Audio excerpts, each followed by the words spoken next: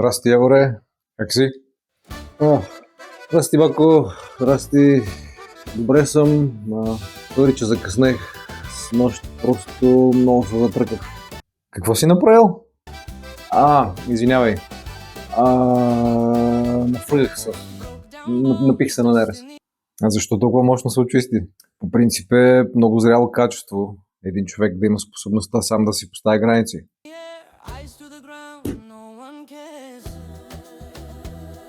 Нашия, не ти оценявам снисходителния коментар. Моля те, това не го казвай пак. Извинявай. Беше наистина снисходително от моя страна. Да, ще се опитам естествено да не го правя. Но все пак, прекалил си.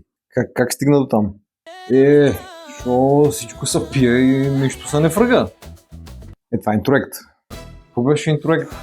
Интроектът, това ти е заучено вярване, някакъв предразсъдък, някакво такова вътрешно правило или закон, дето си изграждаш или някой ти набива в главата. Това нали е ефикасно? Да, но все пак те лишава от способността да избираш, вършиш някакви неща там на автопилот. Отнема ти автономията. Какво толкова?